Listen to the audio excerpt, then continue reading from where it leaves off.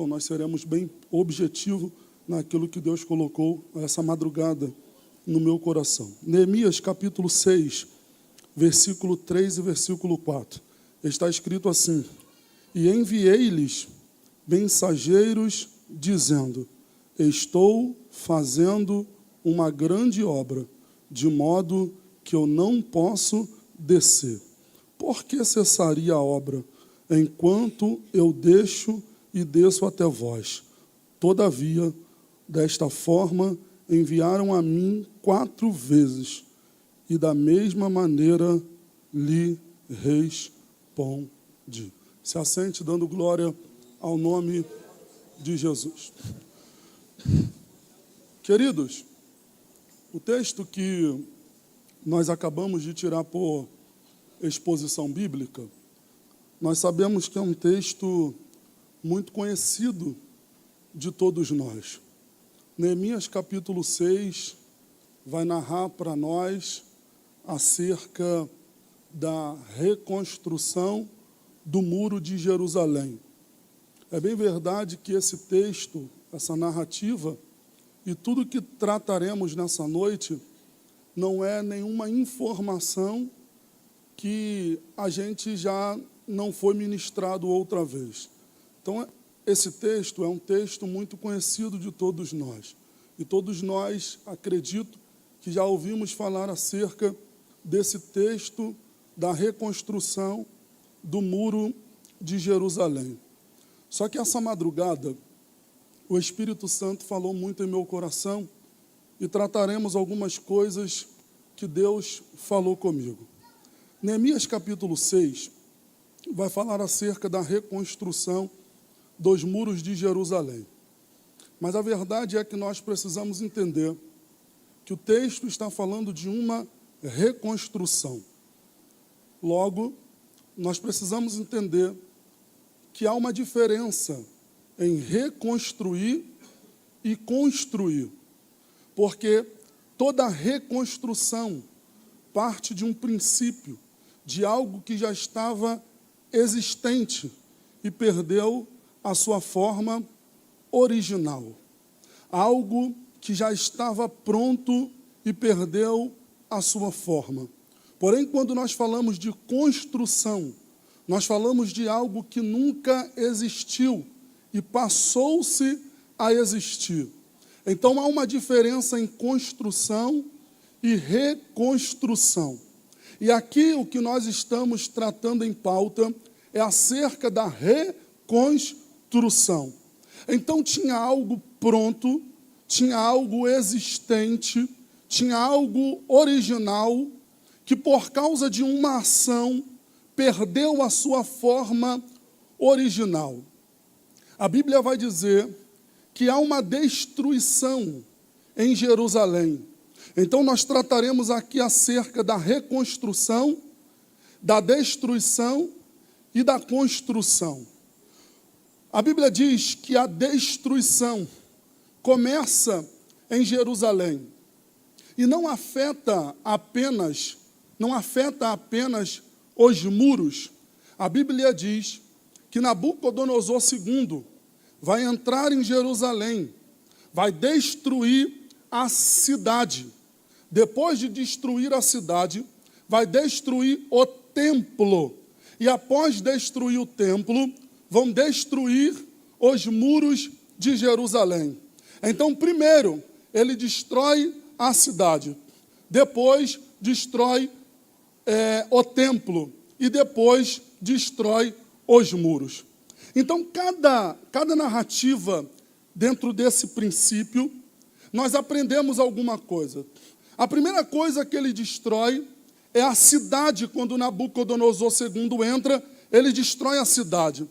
E quando ele destrói a cidade, ele mata muitos judeus.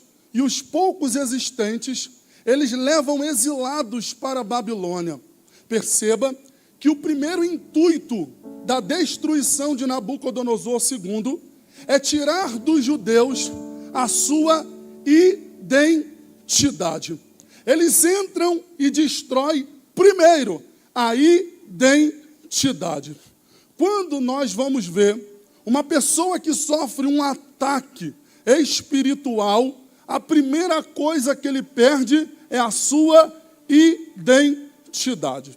Logo após ele destruir a cidade, matar muitos judeus e levar alguns exilados para a Babilônia, eles também vão destruir o templo. Qual é esse significado? Quando eles destroem o templo, eles estão tirando dos judeus o acesso ao templo e a adoração. Então o plano do adversário não é só tirar a identidade, é tirar o acesso que levam eles à adoração. E por fim, eles vão destruir os muros de Jerusalém. Os muros de Jerusalém é aquilo que dá proteção para todos os judeus de todos os ataques dos povos circunvizinhos de Jerusalém.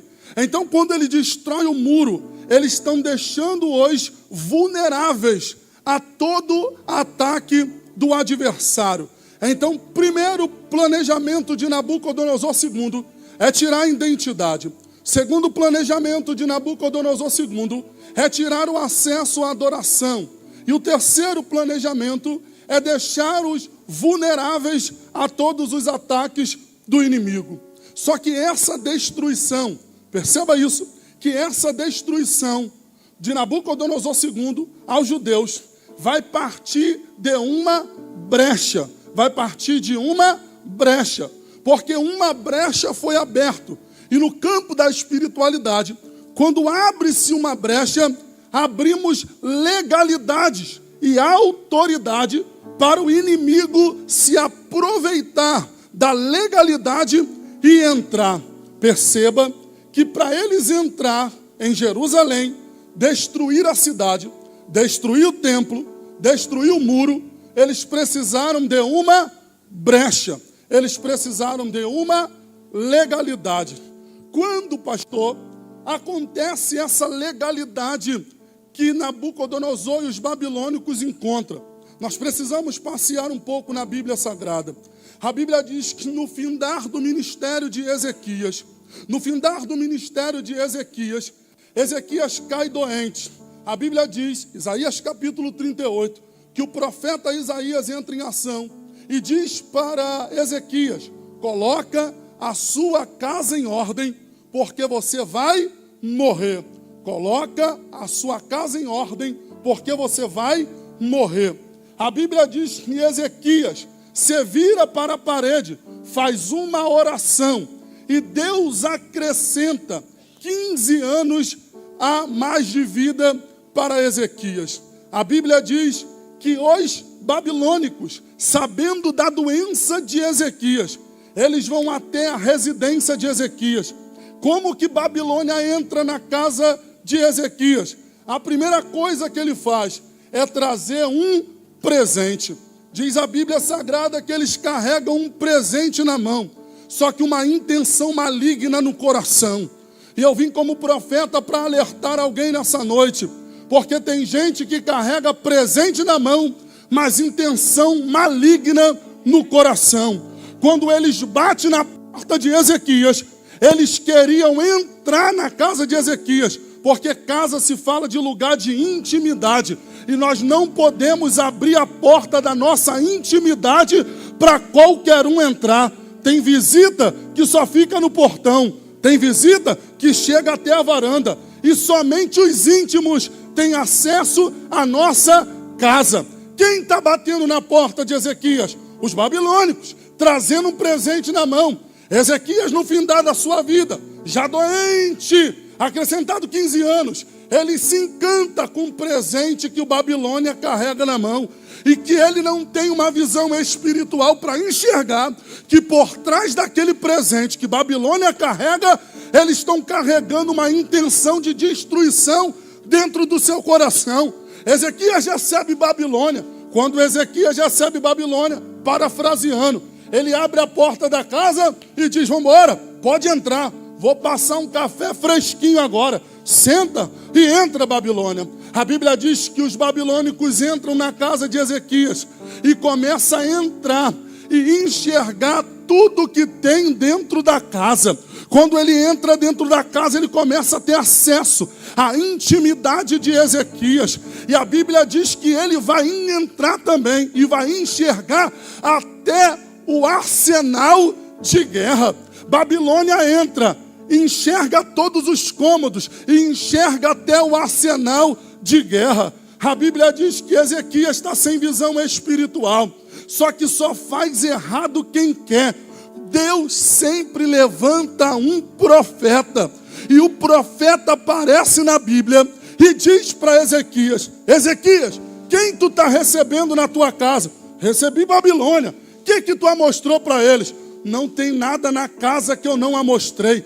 Tudo eu amostrei. Abri a porta da casa, eles entraram e enxergaram tudo. Aí o profeta vai começar a profetizar. Isaías capítulo 39. Tu acha que o profeta vai entregar a chave de apartamento?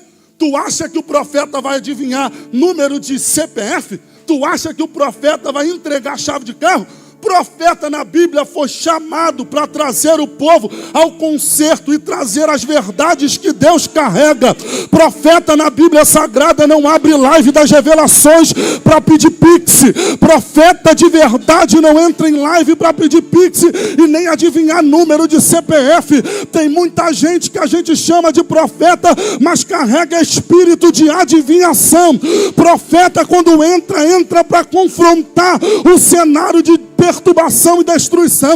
Isaías começa a profetizar: chegará um dia que Babilônia vai entrar, por causa dessa legalidade. Babilônia vai entrar, vai levar todo mundo exilado para Babilônia e vai matar muitos judeus. A Bíblia vai dizer que ele vai dizer para Ezequias: até os teus filhos e os teus netos serão levados exilados. Sabe o que era para Ezequias fazer? Ezequias era para cair com o rosto em terra e chorar. Só que Ezequias não está preocupado com a sua descendência. Ezequias não está preocupado com a sua prole. Ezequias não está preocupado com os filhos, com os netos e com os bisnetos. Ezequias olha para Isaías e diz: boa é essa palavra, pelo menos nos meus dias terá paz. Não está preocupado com a geração dele que está em perigo. Deixa eu liberar uma palavra de Deus para você. Nós estamos aqui, mas nós precisamos se preocupar, porque tudo que a gente faz aqui vai ecoar direto na nossa descendência. Só que eu vim com uma palavra para quem quiser pegar. Babilônia, a ADS ainda carrega uma visão espiritual. Pode chegar com presente na mão, mas o acesso para você está negado. Nós não abriremos a porta da intimidade para Babilônia entrar. Eu vou repetir: nós não abriremos a porta da intimidade para Babilônia entrar. Fecha a porta da intimidade, fecha as brechas, fecha a porta da legalidade, porque a intenção de Satanás não é atingir somente você, é atingir teus filhos, teu neto e toda a sua prole. Mas Satanás nessa noite vai ter que bater em retirada, porque ele não toca em mim, ele não toca nos meus filhos. Tem gente que já pegou. Ele não toca nos meus netos. Enquanto tiver alguém posicionado, a sua descendência estará intacta.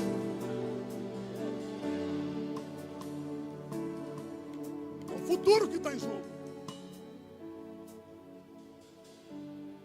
É a minha descendência que está em jogo.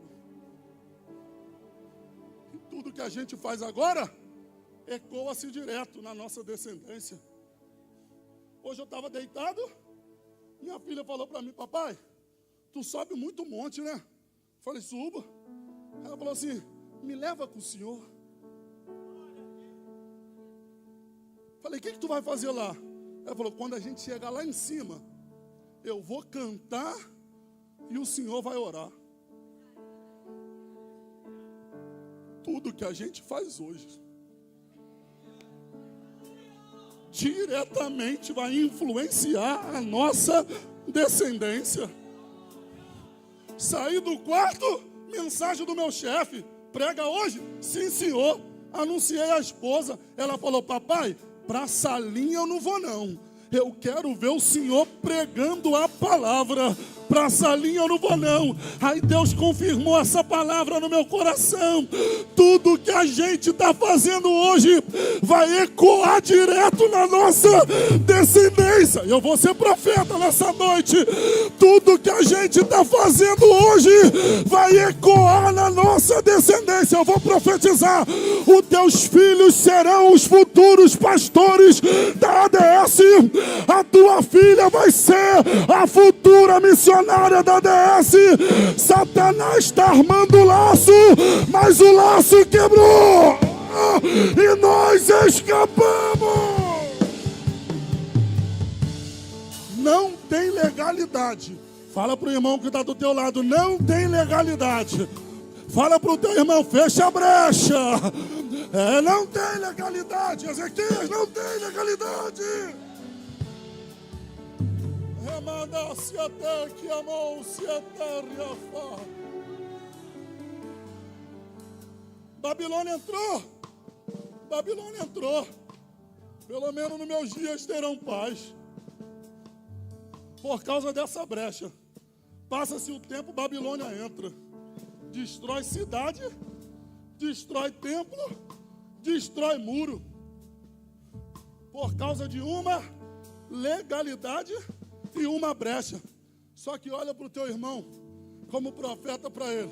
Fala com ele: se a brecha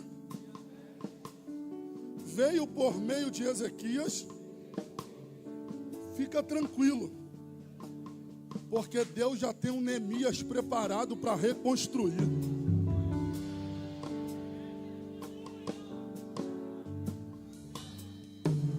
Se a legalidade veio por intermédio de Ezequias, fica tranquilo, porque Deus já está levantando um Neemias para reconstruir aquilo que foi deixado aberto.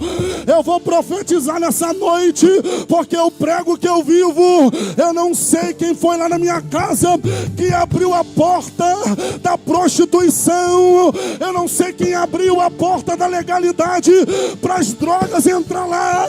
Eu não sei quem abriu a porta da legalidade para o homossexualismo entrar lá. Só que eu sei que Deus levantou um Neemias para dizer: para toda legalidade espiritual que deram na minha família, eu vou ser um agente da quebra de maldição. Oh meu Deus, oh meu Deus, arrepiou.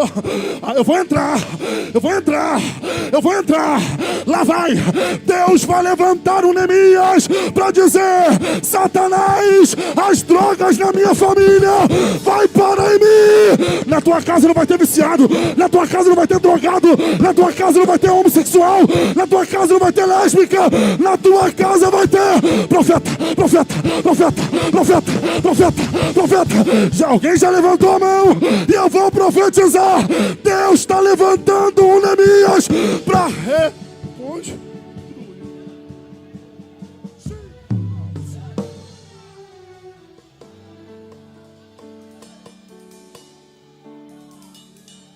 Eu não sei quem abriu a porta da legalidade, pastor Cassiano. Só que um dia eu levantei minha mão cansada para Jesus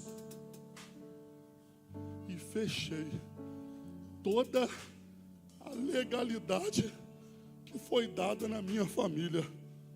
Eu me lembro, Anderson, do meu batismo aqui. O Senhor que ministrou uma palavra para mim lá embaixo. E eu fui batizado aqui. Quando eu cheguei em casa, eles riram e zombaram da minha casa. Só que eu entendi que eu era o Neemias.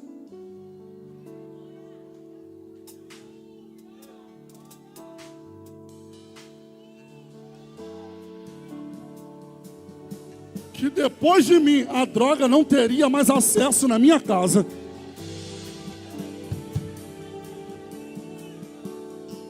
Vamos caminhar. A Bíblia diz que Neemias está em Suzã, servindo o rei Artaxerxes na corte principal. Ele pergunta: como que está os judeus lá em Jerusalém. Alguém olhou para ele e falou assim: terra arrasada, tudo está destruído. A Bíblia diz que Neemias sentou e chorou, porque tem notícias que vêm para destruir o nosso emocional. Tem notícias que vêm para acabar com o nosso dia. Neemias recebe a informação, senta e chora. O problema aqui não é Neemias sentar e chorar. O problema seria se ele continuasse sentado e chorando. Neemias senta, chora, mas entende que após a notícia não dá para ficar sentado e chorando por muito tempo. O que Neemias vai fazer? Eu vou me levantar e vou me aproximar do grandão da Galileia. Ô glória, ô glória, ô glória. Como que eu se aproximo de Deus? Neemias vai ensinar: oração e jejum. Jejum e oração. Não tem outro meio de aproximação. Jejum e oração. Ô Satanás, tu pensou que eu ia ficar sentado e chorando por muito tempo? Olha a DS aí. Se levantou. Meu Deus, arrepiou. Se levantou, oh meu Deus do céu, e foi para o jejum e para a oração. O que o diabo queria era que tu parasse depois dessa notícia. O diabo queria é que tu estacionasse dentro de casa. A psicologia diz que tu tem todos os motivos para ficar trancado no quarto dentro de casa, mas tu veio aqui nessa noite para confundir o adversário. Oh meu Deus. Pegue na mão do irmão que está do teu lado. Arrepiou. Pegue na mão do irmão que está do teu lado aí e fala assim: não é tempo de ficar parado. Saculeja ele. Não é tempo de ficar prostrado. Levanta e volta para a oração. Meu Deus, arrepiou. Eu vou entrar, hein? Eu vou entrar, hein? Eu vou entrar, hein? Oh meu Deus, quem é do glória vem comigo no glória. Quem é do aleluia entra na marcha. Levanta, e mandou que a serra, comandou que até. Eu vou para a oração. Quem vai? Quem vai? Quem vai? Quem vai? Quem vai? Quem vai? Quem vai? O jejum ainda mexe no mundo espiritual. Aprendi com o Senhor. O jejum ainda mexe no mundo espiritual. A oração ainda quebra o laço. Oh meu Deus do céu.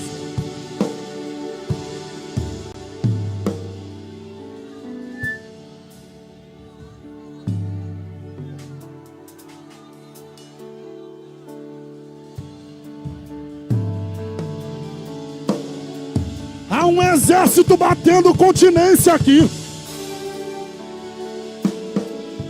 As armas da igreja não mudou. Oh meu Deus, a arma da igreja não mudou. Eu ainda vou para a oração. Eu ainda vou para o jejum. E lá vai.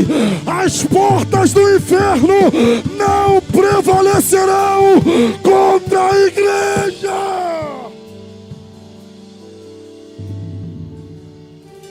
Oração. Há um exército aqui.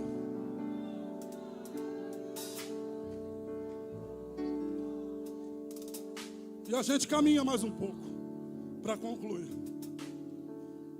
Neemias, vai para a oração? Vou para a oração. Vou para o jejum? Vou para o jejum. E aí? E aí que eu estou doido para voltar. Tu está num lugar confortável. Vai voltar para a terra arrasada? Os meus antepassados foram enterrados lá. Eu preciso honrar. A Bíblia diz que ele se apresenta na presença do rei. E o rei falou: hoje não está normal. O semblante dele está para baixo. O semblante dele está para baixo. Xerxes olha para Neemias e diz: o que está acontecendo? Nunca se apresentou assim? Ele diz: a terra dos meus antepassados está arrasada. O que tu quer? Quero retornar lá e reconstruir os muros. Pastor Genival, isso aqui mexeu comigo, chefe. Neemias é o quê? Copeiro. E a obra aqui é de reconstruir. O que tem a ver? Um cara que serve vinho com um cara que vai levantar os muros de Jerusalém. Era para Deus levantar um engenheiro. Era para Deus levantar um mestre de obra. Só que na ausência dos capacitados,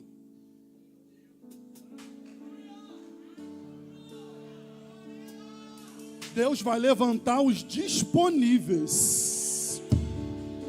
Vou repetir de novo. Na ausência dos capacitados, Deus vai levantar os disponíveis.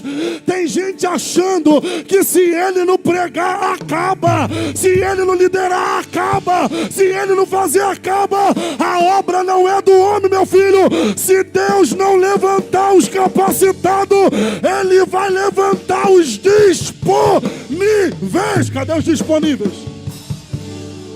Pastor, eu não sei pregar muito bem, mas estou disponível. Eu não sei cantar muito bem, mas estou disponível. Vai no Salmo 23, meu filho.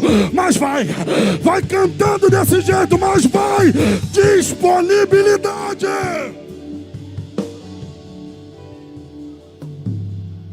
Sempre tem alguém para acreditar em mim. Sempre tem alguém para acreditar em você. Eu me lembro, Arlete, que eu começando a minha caminhada, falava leco-cré. Mas teve alguém que acreditou em mim. Meu primeiro pastor está ali. Olhou para mim e falou assim: tem terno e gravata? Falei, nunca usei isso. Agora tu vai usar. O que eu vou ser? Tu vai ser cooperador. Que isso? O diácono ensina ele aí. Porque agora ele vai fazer rol da escala da diaconia. Eu falei para Deus, eu não sei nada, mas eu tenho disponibilidade. Deus não precisa levantar quem é. Deus só precisa levantar gente disponível. Copeiro está disponível? Então vamos embora. Retorna lá. Não, preciso de uma autorização e uma carta. Porque senão, na divisão de Eufrates, vão me barrar. Ele vai com a carta, porque a obra de Deus tem organização. Atravessa. Só que quando ele chega lá, pastor Genival, meu presidente, ele passa 3 dias só observando. Porta da ovelha, porta do montu, porta para cá, porta para lá. E a Bíblia diz que ele se levantou com poucos homens e não falou para ninguém aquilo que estava no seu. Neemias sabia que o projeto era até bom, mas ainda estava prematuro. E ele não abre para ninguém.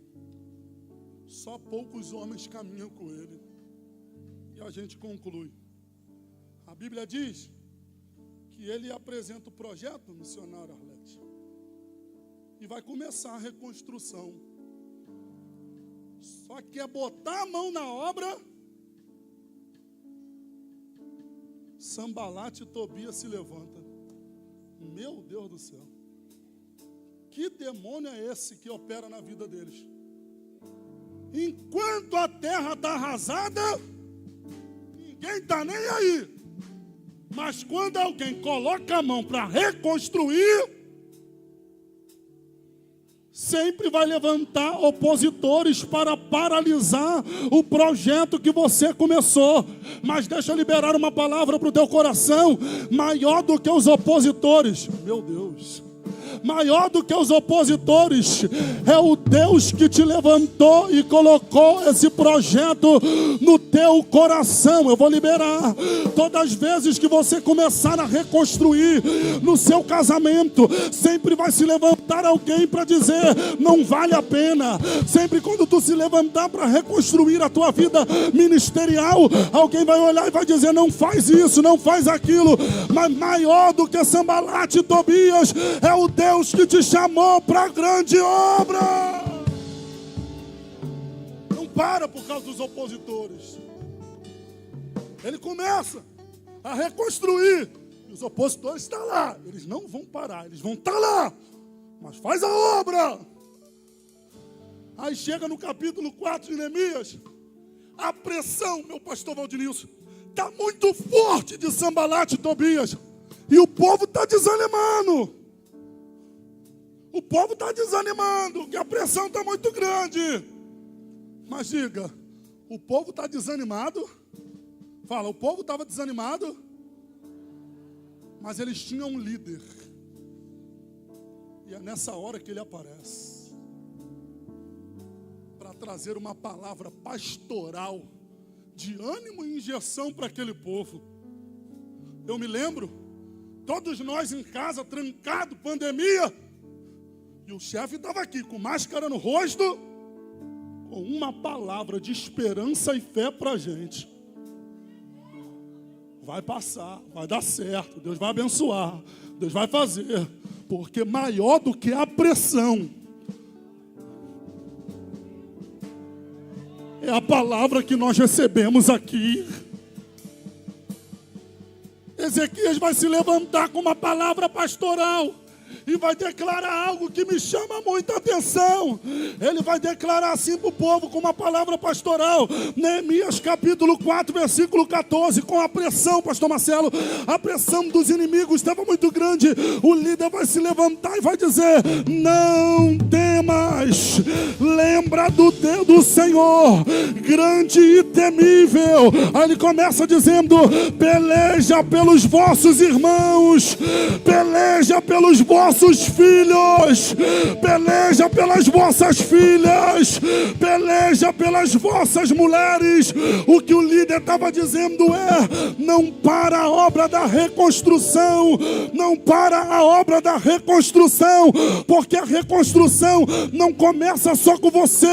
Luta pelos teus filhos, luta pelas tuas filhas, luta pelas mulheres, luta pelos esposos. Eu vou profetizar sem medo de errar. Enquanto tiver alguém disposto a lutar pela tua família, Satanás vai perder a guerra. Enquanto tiver alguém dizendo: eu vou lutar pelos filhos, eu vou lutar pelas filhas, eu vou lutar pela minha esposa, eu vou lutar pelo meu esposo. Era isso que Neemias queria que o povo fizesse. Luta pela tua família. Luta pela tua família. Luta pela tua família. Era essa a palavra. Aí o povo se levanta, se posiciona e luta pela família.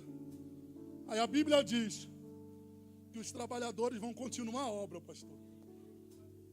Só que agora, com uma estratégia. Em uma mão, eu faço a obra,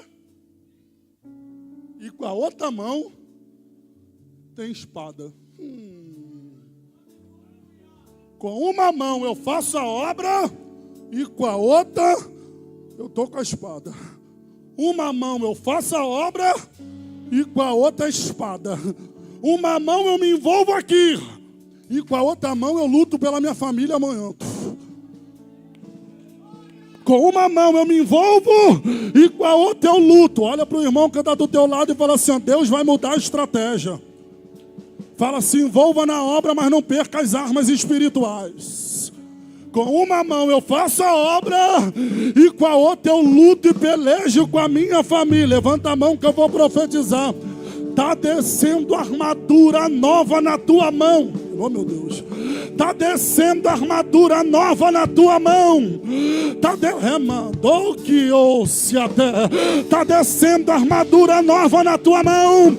Pega essa espada aí, meu filho, e aí mostra para o Satanás que com uma mão tu faz a obra, mas com a outra, se ele vir, tem espada na mão. Não baixa a espada, não baixa a espada, não baixa a espada, não baixa a espada, não baixa a espada, não baixa a espada, não baixa a espada, não baixa a espada.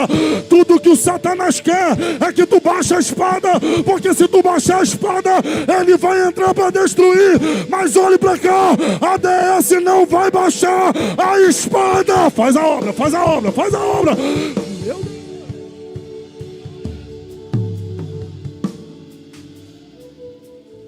Encerrei.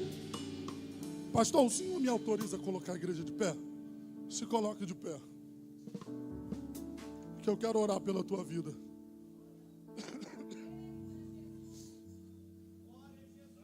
A Bíblia diz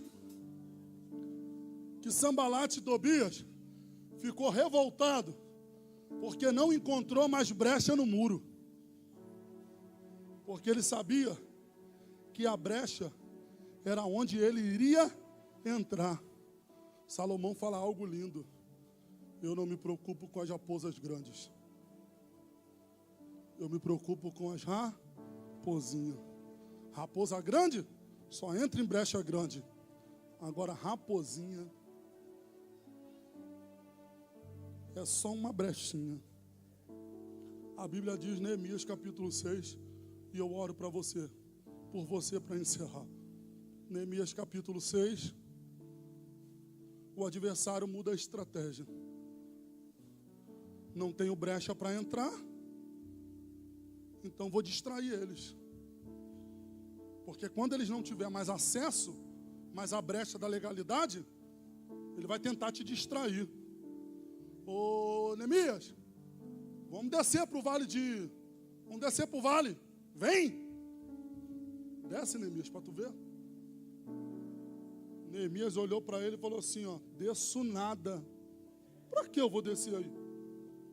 A resposta é daqui. Estou fazendo...